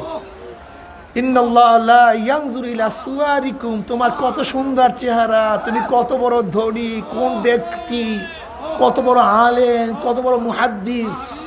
লা ইয়ানজুরু ইলা সুয়ারিকুম ওয়া আমওয়ালিকুম, তুমি কত বড় টাকার মালিক, কত বিল্ডিং এর মালিক, কত ক্ষমতার মালিক না। ওয়ালাকিন ইয়ানজুরু ইলা নিয়াতিকুম ওয়া কুলুবিকুম, সব সময় কলবের দিকে। তা আমার মাওলা আমার কলমের দিকে তাকায় আছিল। আমি তোমাকে কি বলতে চাইছি দেখছে কে? আল্লাহ দেখছে। কল স্ত্রী শোনো, আমরা দুইজনে একই সাথে পীরের কাছে বুড়ি দিয়েছি। এখানে আর একটা কথা মনে রাখতে হবে, খুব ভালো মতো বুঝবেন।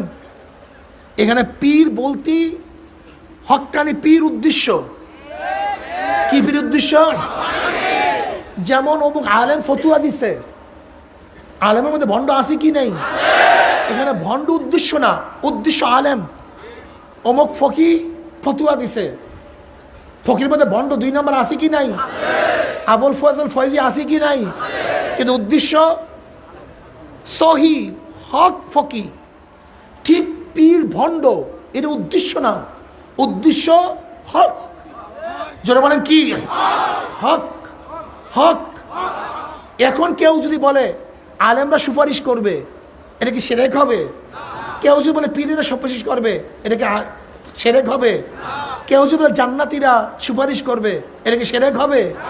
মনে রাখতে হবে পীর কি জিনিস, যার মধ্যে দুইটা জিনিস আছে, এলমে জাহের, এলমে বাতেন। ফকি সাহেব সে আলেম না? জোরে বলে সে আলেম না? তাকে ফকি বললেন কেন? মুফতি সাহেব সে কি আলেম না? তাকে মুফতি বললেন কেন? মুহাদ্দিস সাহেব সে কি আলেম না? মুহাদ্দিস বললেন কেন? যে মুহাদ্দিস সাহেব আলেম, কিন্তু হাদিসের বিশেষ গুণ তার মধ্যে আছে, এই জন্য মুহাদ্দিস বলছি। ফকি সাহেব আলেম, কিন্তু ফকি নফস, নিজের মধ্যে বহুত গভীর এলেম আছে, তার জন্য তাকে ফকি বলছি। মুফতি সাহেব আলেম, কিন্তু সে মোতালা করছে, রেফারেন্সে ফতুয়া দেওয়ার যোগ্যতা অর্জন করছে, এর জন্য আমি তাকে মুফতি বলছি। আদিব সাহেব আলেম, সাহিত্যকতার জ্ঞান তার মধ্যে আছে, এর জন্য আদিব বলছি। পীর সাহেব আলেম, কিন্তু এলমে মারিফতের গুণ তার মধ্যে আছে, এর জন্য পীর বলছি। আলেম না তা না, বিশেষ গুণ তার মধ্যে আছে, এর জন্য আমি তাকে পীর বলছি। এখানে পীর বলতে তুমি ওই আট্রসি মনে করছো নাকি? এটা পীর বলতে মাসবাড়ির মনে করছো নাকি? এটা পীর বলতে রাজাবাড়ি মনে করছো নাকি? ওই ভণ্ড সাহিত্য মনে করছো নাকি? পীর বলতে যার মধ্যে এলমে শরীয়ত, এলমে মারিফত উভয় আছে, তাকেই পীর বলছে। এখন কেউ যদি বলে পীর তার মুরিদের জন্য সুপারিশ করবে, এটা কি হবে? আসলে তোমার সুপারিশের হাদিস জানা নেই, এই বিষয়ে গত বছর আলোচনা করছি, শুনিয়া নিও। এবার বলতেছে দুইজন একই সাথে পীর সাহেবের কাছে মুরিদ হয়েছে। পীর সাহেব বলছেন, বাবা যা কিছু করো লিল্লাহি রাব্বিল আলামিন, মাওলার জন্য করিও, রেজায় মাওলার জন্য করিও। ওই দিন নিয়াত করছি যা কিছু করব কার জন্য? আল্লাহর জন্য। দেখো আমি তোমাকে বিবাহ করছি, কেন করছি? আল্লাহর হুকুম পালন করার জন্য।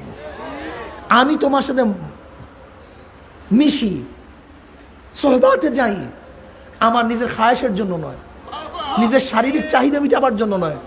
আল্লাহ পাক ওয়াশিরু হুন্না, তোমরা স্ত্রী ব্যবহার করো, তাদের সাথে চলো ফেরো থাকো, এই কারণে আল্লাহর হুকুম পালন করার জন্য, নিজের জন্য না। আল্লাহ হুকুম করছেন বিধায় আল্লাহর হুকুম পালন করছি। আমার উদ্দেশ্য ছিল কি, ও মাওলা হে, তুমি তোমার ওই বন্দার উসিলায় নদী পার করে দাও, যে নিজের জন্য বিবাহ করে নাই, বরং তোমার হুকুম পালন করার জন্য বিবাহ করছে, তার উসিলায় নদী পার করে দাও। আমার বন্ধু গোস্ত বাড়াবার জন্য খায় না, আমার বন্ধু শরীরকে তাগড়া করার জন্য খায় না, আমার বন্ধু বাঁচার জন্য খায় না। আল্লাহ পাক বলছে কুলু ওয়াশরাবু, খাও পান করো, আল্লাহ পাকের হুকুম। আমার বন্ধু কি বলছে, মাওলা হে, তোমার ওই বন্দার উসিলায় নদী পার করে দাও, যে নিজের বাঁচার জন্য, নিজের স্বাস্থ্য ঠিক রাখার জন্য, নিজের যৌনতাকে বাড়াবার জন্য খাদ্য খায় তা না, বরং তোমার হুকুম পালন করার জন্য খাদ্য খায়, ওই বন্দার উসিলায় নদী পার করে দাও। ইন্না সলাতি ওয়া নুসুকি ওয়া মাহইয়াই ওয়া মামাতি লিল্লাহি রাব্বিল আলামিন। যা কিছু করি, আমার হায়াত, আমি কেন বাঁচতে চাই, আমার বাঁচার কারণটা কি? নবী আলাইহিস সালাত কি বলছেন, ওই হায়াত সবচেয়ে উত্তম হায়াত, যেই হায়াত লম্বা হবে নেকিও বেশি হবে। ওই হায়াত নিকৃষ্ট হায়াত, যেই হায়াত লম্বা হবে গুনাহও বেশি হবে। আমি বাঁচতে চাই কেন? আগামীকাল বাঁচলে আমার 5 ওয়াক্ত নামাজ আমল নামায় বেশি জমা হয়ে যাবে। আমি কেন বাঁচতে চাই? আগামী বছর বাঁচলে 1 মাসের রোজা আমল নামায় বেশি লেখা হয়ে যাবে। আমি এক মুহূর্ত কেন বাঁচতে চাই? মুআয ইবনে জাবাল রাদিয়াল্লাহু তাআলা قال قال رسول الله صلى الله عليه وسلم ليس يتحسر أهل الجنة إلا على ساعة مرت بهم لم يذكروا الله تعالى فيها। তিরমিজির মধ্যে রওয়ায়াত আছে, জান্নাতের মধ্যে জান্নাতীরা আর কোনো আফসোস করবে না, শুধু অতটুকু আফসোস করবে দুনিয়ার মধ্যে যেই সময়টুকু মাওলার জিকির ছাড়া কাটাইয়া দিছে, আমি আর এক সেকেন্ড এর জন্য বাঁচতে চাই যেন আমার আমল নামায় একবার সুবহানাল্লাহর সওয়াব বেশি লেখা হয়ে যাবে। আমি এর জন্য বাঁচতে চাই আমার আমল নামায় একবার আলহামদুলিল্লাহর সওয়াব বেশি লেখা হয়ে যাবে। আমি এর জন্য বাঁচতে চাই আমার আমল নামায় তিলাওয়াতের সওয়াব বেশি লেখা হয়ে যাবে। আমি এর জন্য বাঁচতে চাই আমি এত মানুষকে দাওয়াত দিছি, যদি আর একটা মানুষকে দাওয়াত দিতে পারি, এই যারা চরমোনাইতে দাওয়াত দিয়া যাদেরকে নিয়ে আসছেন ওরা হেদায়েত আল্লাহ যদি ওদেরকে হেদায়েত দিয়া দেয়, ওরা জিন্দগিভর যত ন্যাক করবে, যাদের দাওয়াতে তারা আসছে দায়ীদের আমল নামে ওই পরিমাণে ন্যাক আল্লাহ লিখে দেবে। এর জন্য আব্বাজান দাদাজান বলতেন চরমোনাই মুজাহিদরা হলো পালা গুগু। কি গুগু? হ্যাঁ, পালা গুগুর কাজ কি? বন্যা গুগু। এক পালা গুগু হাজারো বন্য গুগু শিকার করতে পারে। আব্বাজান রহমতুল্লাহ আলাইহির কাছে অনেক মুজাহিদ এসে বলতো, হুজুর আমি অমুক জায়গায় একা। চরমোনাই মুজাহিদ একা থাকতে পারে না। চরমোনাই মুজাহিদ আবার অনেকে বলে আমরা বলে দাওয়াত দিই না। আচ্ছা, দাওয়াত না দিলে এই চরমোনাই এত লক্ষ লক্ষ লোক আসলো কোথার থেকে? আমি কেন বাঁচতে চাই? আমার আমল নামায় আর একজন দাওয়াতি লোক বেশি সংযুক্ত হয়ে যাবে। আমি কেন বাঁচতে চাই? ইসলামের দাওয়াত দেওয়ার জন্য, অন্যার মোকাবেলা করার জন্য। আমি কেন বাঁচতে চাই? আমার আমল নামায় একটা নেকি বেশি লেখার জন্য। আমি কেন বাঁচতে চাই না?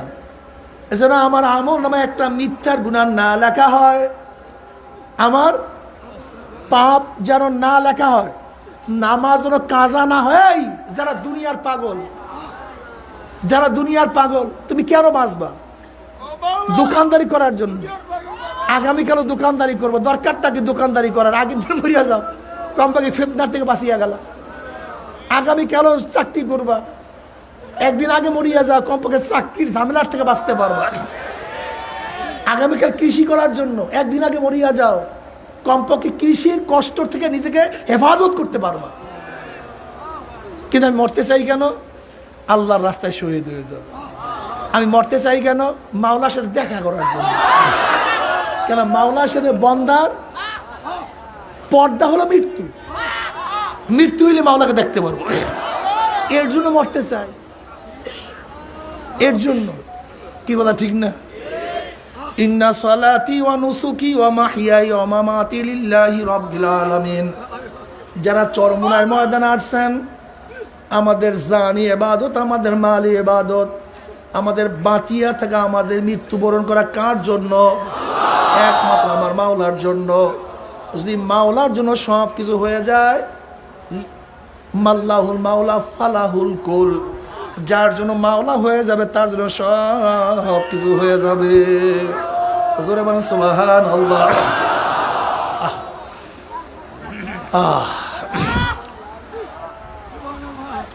এ আমার চরমোনাই মুজাহিদ বাবারা, এ আমার ছাত্র বাবারা, এ আমার মুরব্বী বাবারা, যারা চরমোনাইতে আসছেন, আমাদের জাহিরি আমলকেও শুদ্ধ করতে হবে, আমাদের বাতিনি আমলকেও শুদ্ধ করতে হবে।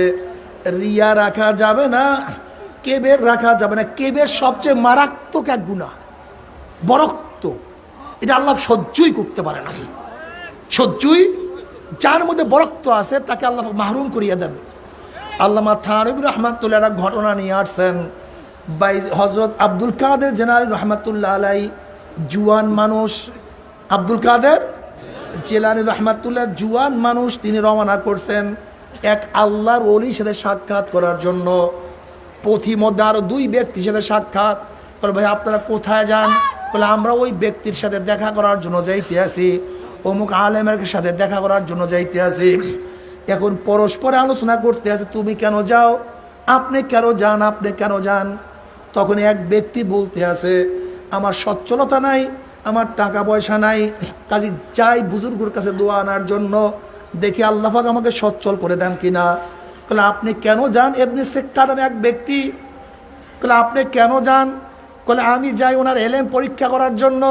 খালি কি বুজুর্গ নাকি এলেম কালাম কিছু আছে, একটু পরীক্ষা করবো। এমন কিছু প্রশ্ন আমি ঠিক করছি সে তার জবাব দিতে পারবে না, আমি এর জন্য যাইতে আছি। বলে বাবা তুমি কেন যাও? বলে আমি যাইতে আছি আল্লাহর অলির কাছে, একটু দোয়া নেব, দেখিনি তার সোহবত গিয়ে আল্লাহ পাক আমাকে কবুল করিয়া ফেলায়, আমাকে মাওলা পাক রব্বুল আলামিন পছন্দ করিয়া ফেলায়। সোহবত ছাড়া কিছু হবে না, সোহবত ছাড়া মাওলাকে পাওয়া যাবে না। সোহবত সবচেয়ে দামি জিনিস, সোহবত লাগবে। বলে দেখি আল্লাহর ওলির সোহবতে গিয়া আল্লাহ পাক আমাকে কবুল করেন কিনা। তিনজন চলে গেছেন। আল্লাহ পাক রব্বুল আলামিন ওই বুজুর্গের মধ্যে ইলহাম করছেন। আল্লাহ পাক রব্বুল আলামিন ইলহাম করার কারণে বুজুর্গ প্রত্যেকের অবস্থা বুঝতে পারছে। তার কাছে বয়ান করার আগেই বুজুর্গ বলতে আছে, আমি তোমার পায়ের নিচে স্বর্ণের খনি দেখতে আছি, রূপার খনি দেখতে আছি, তুমি সচ্ছল হয়ে যাবা, তোমার কোনো টেনশন নাই। আর ওই আপনি সেক্কাকে বলতে আছে, তুমি এই প্রশ্ন নিয়ে আসছো, এই প্রশ্নের জবাব এইটা, তুমি এই প্রশ্ন নিয়ে আসো, তার জবাব এইটা, তুমি এই প্রশ্ন করতে চাও, তার জবাব এইটা, লেকিন আমি তোমার কপালের মধ্যে মোরতাদ কুফুরি চিহ্ন দেখতে আছি। নাউযুবিল্লাহ। আর আব্দুল কাদের জিলানী রাহমাতুল্লাহ কাতাকায় বলতে আছে, আল্লাহ পাক রব্বুল আলামিন তোমাকে এত বড় বুজুর্গ বানাইবে, একদিন তুমি বাগদাদের মসজিদের মেম্বারে বলবা যে সমস্ত ওলিদের ঘাড়ের উপরে আমার পাও। তুমি জজবার হাতে এই কথা বলবা। ঠিকই আব্দুল কাদের জিলানী রাহমাতুল্লাহ আলাইহি আল্লাহ পাক রব্বুল সেই মাকাম দান করছেন। উনি একদিন বাগদাদের মসজিদে বয়ান করতে গিয়ে জজবার হাতে বলছিল সমস্ত ওলিদের কাঁধের উপর আমার পাও। আল্লামা থানভী রাহমাতুল্লাহ আলাইহি বলেন, আল্লাহ পাক রব্বুল আলামিন কুদরতি ভাবে নবী ইব্রাহিম আলাইহিস সালাতু ওয়াস সালামের সেই আওয়াজের মতো সমস্ত ওলিদের কানে সেই আওয়াজ পৌঁছাইয়া দিছিলেন এবং তত হইতে বাধ্য হয়েছিল। আর ইবনে সেক্কার অবস্থা এরকম হয়েছে, সে গভর্নরের বাদশার দুধ, বড় আলেম তো, দুধ হিসাবে থেকে রোমে পাঠানো হয়েছে। যখন রোমে পাঠানো হইল, সেখানে রোমের খ্রিস্টানের এক মেয়ের প্রেমে পড়িয়া তার ঈমান আখলাক সব ধ্বংস করিয়া মোরতাদ হইয়া গেছে। বুজুর্গদের বরদোয়ার মধ্যে পড়িও না কেউ, খুবই খতরনাক, ভালো লাগে না, চুপচাপ চলিয়া যাও। বরদোয়ার মধ্যে পড়িও না, দরকারটা কি? খুব কঠিন মাসালা, কি কথা ঠিক না? সোহবত সবচেয়ে দামি, সোহবতের দামি কোনো জিনিস নাই। এর জন্য দেখছি চরমুনার ময়দানে আসলে অনেক মানুষ আসছে, বয়ানও শোনে নাই, কিন্তু চরমুনায় এই সোহবতে থাকার কারণে, আল্লাহ ওদের সোহবতে থাকার কারণে কলমের মধ্যে পরিবর্তন চলে আসছে।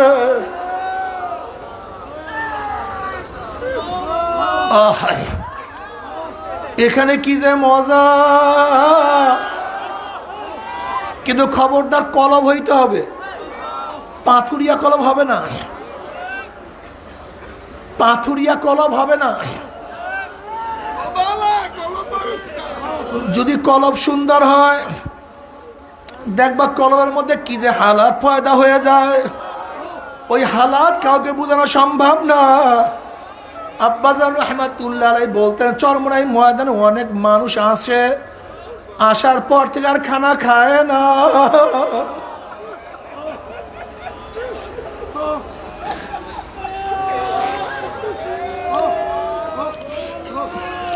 এরকম আব্বাজান বারবার বলতেন। কিন্তু সেই লোককে অনেকবার খোঁজার চেষ্টা করছে, কিন্তু এবার ঢাকায় সেই ব্যক্তির এক নাতি আমার সাথে বলতে আছে, হুজুর আমার দাদা চরমোনাই ময়দানে ঢোকার পর থেকে ফেরার আগ পর্যন্ত এক লোকমাও খানা খাইতেন না। বাবারে, এই চরমোনাইর ময়দানে কত মানুষের চোখের পানি, কত আল্লাহর চোখের পানি। এই মাটি কত জিকিরের সাক্ষী, এই মাটি কত লক্ষ কোটি জিকিরের সাক্ষী হয়ে আছে। এই জমিনের ঘাস কত জিকিরের সাক্ষী বহন করে।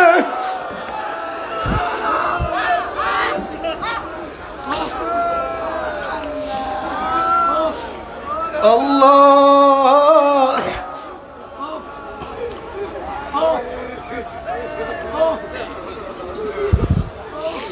বাবার আল্লাহর কাছে দোয়া করো, মাওলা যাদেরকে চরমোনায় নিয়ে আসছো হেদায়েতের মালা না পরাইয়া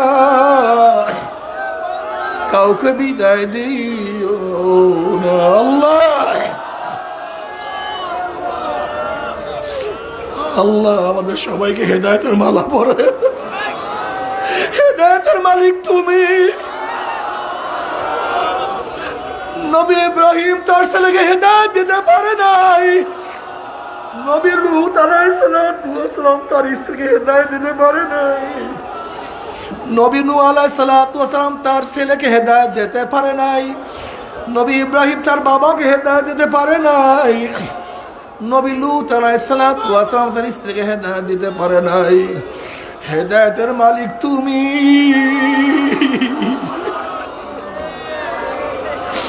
হেদায়েতের মালিক তুমি। হেদায়েতের মালা না পরাইয়া কাউকে বিদায় দিও না।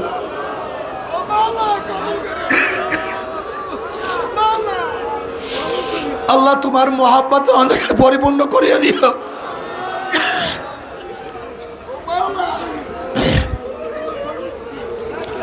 আল্লাহ বাবারে যে মাওলা হেদায়েত দিয়াই দেয়, আর কোনো টেনশন নাই, আর কোনো চিন্তা নাই। যদি হেদায়েত পাইয়াই যায় কবরেও শান্তি, কিয়ামতেও শান্তি, মিজানেও শান্তি, পুসরাতেও শান্তি। জনাবে মুহাম্মদ রাসূলুল্লাহ সাল্লাল্লাহু আলাইহি ওয়াসাল্লাম ডাকিয়া ডাকিয়া নিজের হাতে হাউজে কাউসারে পানি পান করাইয়া দিবে। আল্লাহ তুমি কবুল করিয়া নাও। জনাবে মুহাম্মদ রাসূলুল্লাহ সাল্লাল্লাহু আলাইহি ওয়াসাল্লাম নিজেই বলছেন আমাকে 3টা জায়গায় খোঁজ করিও। কিয়ামতের ময়দানে 3টা জায়গা আমাকে খোঁজ করিও। মিজানের জায়গা আমাকে খোঁজ করিও, হাউজের কাছে আমাকে খোঁজ করিও, পুলসরাতের কিনারে আমাকে খোঁজ করিও।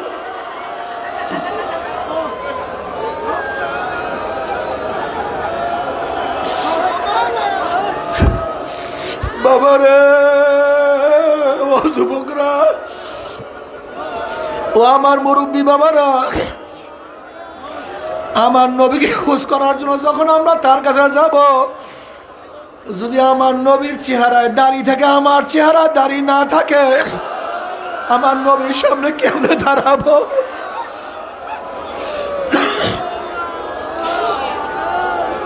যদি আমার নবীর মাথায় টুপি থাকে, আমার মাথায় টুপি না থাকে, যদি আমার নবীর পোশাকের সাথে আমার পোশাকের মিল না থাকে, যদি আমার নবীর দলের সাথে আমার দলের মিল না থাকে, যদি আমার নবীর আদর্শ নীতির সাথে আমার আদর্শ নীতির মিল না থাকে, যদি আমার নেতার সাথে আমার নবীর নেতার মিল না থাকে, বাবারে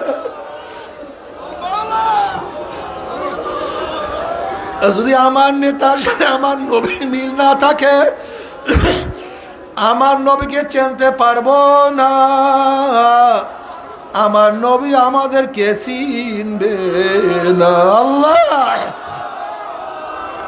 আল্লাহ তুমি আমাদের সবাইকে মাফ করিয়া দাও। বাবারে সাহাবায়ে কেরাম রিদওয়ানুল্লাহি তাআলা আলাইহিম আজমাইন, নবী আলাইহিস সালাতু ওয়াস সালামের প্রশ্ন, ইয়া নবী আল্লাহ, ইয়া রাসূলুল্লাহ, কিয়ামতের ময়দানে কোটি কোটি মানুষ উঠবে, আপনি আমাদেরকে চিনবেন কিভাবে? নবী আলাইহিস সালাতু ওয়াস সালাম বলেন, হে আমার সাহাবারা, লক্ষ লক্ষ ঘোড়ার মধ্যে কোনো ঘোড়ার যদি কপালের মধ্যে সাদা থাকে, চাঁদ থাকে, পাওগুলো যদি সাদা থাকে, তাকে বের করতে কোনো কষ্ট হয় না কি? বলে না, কোনো কষ্ট হয় না। বলে আমার উম্মতের কিয়ামতের ময়দানে সেজদার চিহ্নের জায়গার থেকে নূর ঝলকাইতে থাকবে, উজুর জায়গাগুলো সব নূর হয়ে যাবে। আল্লাহ কবুল করিয়া না বাবারে, আল্লাহ তুমি কবুল করিয়া না। নবী আলাইহিসসালাতু ওয়াসসালাম পুসরাতের কিনারা দাঁড়ায়া থাকবে, সমস্ত উম্মত পাড়ি দিয়া চলিয়া যাবে, আল্লাহ তুমি কবুল করিয়া নাও। কিন্তু আমার যুবক বাবারা, আমার মুরব্বী বাবারা, আল্লাহ না করুক মাওলানা হেদায়েত নাই দে, আল্লাহ তুমি না করিয়া দাও।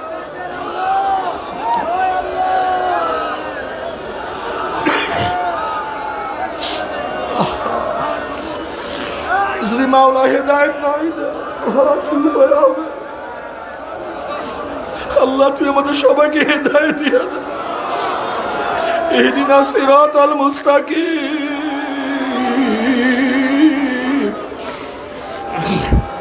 ইহদিনা সিরাতাল মুস্তাকিম, ইহদিনা সিরাতাল মুস্তাকিম। মাওলা হেদায়েত দিয়া দাও, হেদায়েতের মালা না পরাইয়া না ডাক দিও না, ডাক দিও।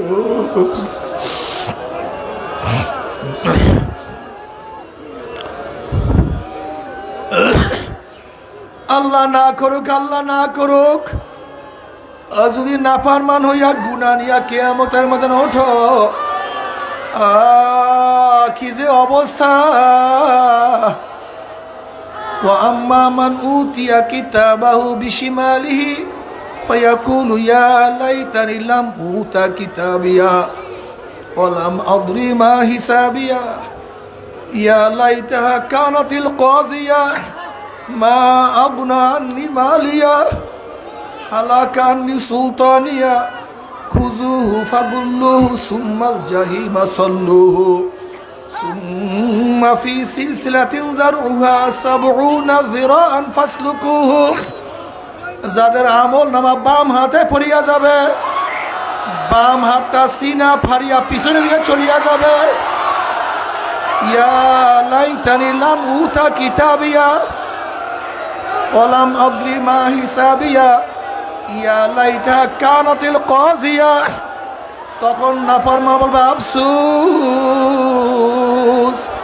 আফসোস যে আমি আমার আমল নামা না পাইতাম, আফসোস যে আমি আমার আমল নামা না দেখতাম। এত নামাজ কাজা, এত রোজা কাজা, এত দাড়ি কাটার গুনাহ, এত মিথ্যার গুনাহ, এত গীবাতের গুনাহ, এত সুদের গুনাহ, এত জেনার গুনাহ, এত কবিরা গুনাহ। ইয়া লাইতানি লাম উতা কিতাবিয়া ওয়ালাম আদরি মা হিসাবিয়া ইয়া লাইতা কানাতিল কাযিয়া।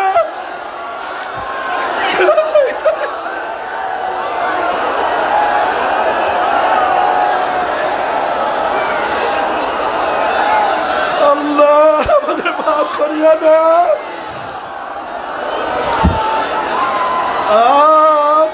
আফসোস যদি আমার মৃত্যু শেষ হইয়া যাইত,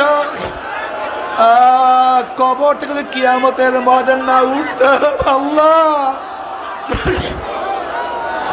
আল্লাহ তুই আমাদের সবাইকে মাফ করিয়া দাও, আমাদের সবাইকে ক্ষমা করিয়া দাও। আল্লাহ রে মাফ করিয়া দাও।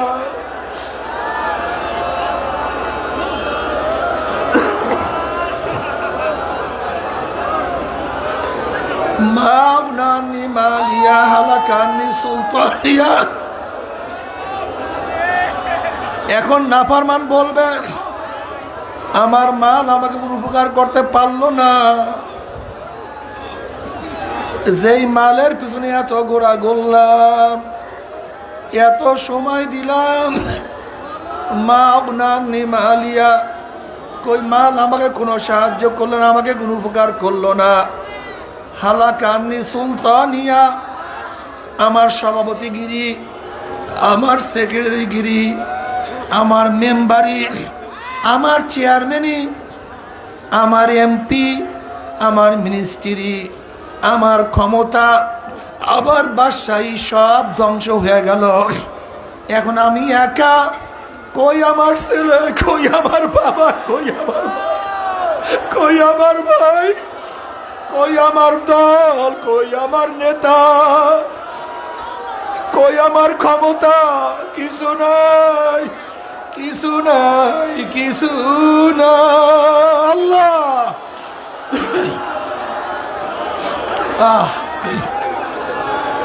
নাই কিছু। হাদিসের মধ্যে আসছে নাফরমান আফসোস করবে, আফসোস করবে, আর আঙ্গুল চাবাইলা শুরু করবে, হাত চাবানো শুরু করবে, হাত চাবাইতে চাবাইতে চাবাইতে চাবাইতে সব ফাঁসা ফাঁসা করিয়া ভালাইবে। আল্লাহ তুমি আমাদের মাফ করিয়া দাও।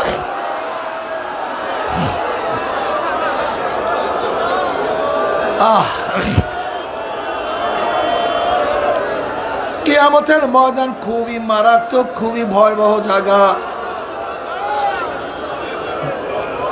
জনাবে মুহাম্মদ রাসূলুল্লাহ সাল্লাল্লাহু আলাইহি ওয়াসাল্লাম ফরমান, কিয়ামতের ময়দানে সমস্ত মানুষ উলঙ্গ অবস্থায় উঠবে। আম্মা জান আয়েশা রাদিয়াল্লাহু বলেন, ইয়া নবী আল্লাহ, ইয়া রাসূলুল্লাহ, আমরাও কি কিয়ামতের ময়দানে উলঙ্গ অবস্থায় উঠবো নাকি? হ্যাঁ, তোমরা উলঙ্গ অবস্থায় উঠবা। আমাদেরকে লজ্জা লাগবে না? আমাদেরকে শরম লাগবে না? আয়েশা রে, কিয়ামতের অবস্থা এত মারাত্মক, এত কঠিন, সমস্ত মানুষের চোখ উপরের দিকে উঠবে, নিচের দিকে নামাতে পারবে না। আল্লাহ তুমি আমাদের সবাইকে মাফ করিয়া দাও। এখন আফসোস করতে থাকবে, আমার মাল নাই, আমার সাথী নাই, আমার কিছু নাই। এবার আল্লাহ পাক বলবে, খুজুহু ফাগুল্লুহু, এ ফেরেশতারা, নাফরমানকে ধর, ওকে বান্ধিয়া ফেলা। খুজুহু ফাগুল সুম্মাল জাহিমা সাল্লুহু। আল্লাহ পাক হুকুম দেওয়ার সাথে সাথে যেইভাবে কুকুরের পায়ের মধ্যে রশি লাগাইয়া কুকুরকে টানতে টানতে কূপের মধ্যে ফালাইয়া দেয়, ঠিক নাফরমানের হাত পায়ের মধ্যে শিকার লাগাইয়া টানতে টানতে টানতে টানতে মিনর জাহান্নাম, জাহান্নামের মধ্যে ফালাইয়া দিবে। আল্লাহ মাফ করিয়া দাও বাবারে।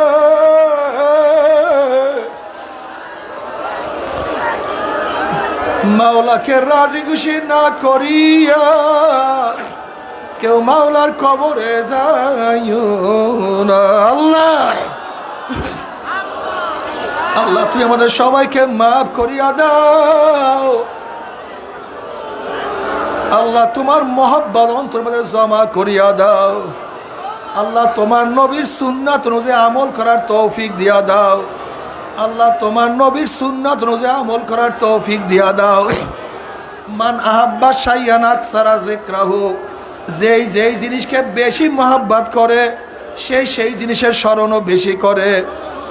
কিয়ামতের ময়দানে যারা মাওলাকে মহব্বত করবে, জিকির আজকার বেশি করবে, তারা হাসতে হাসতে মাওলার জান্নাতে চলিয়া যাবে। কাজী এমনভাবে মাওলার জিকির করব যেন মাওলার রাজি খুশি না হইয়া পারে না। লা ইলাহা ইল্লাল্লাহ।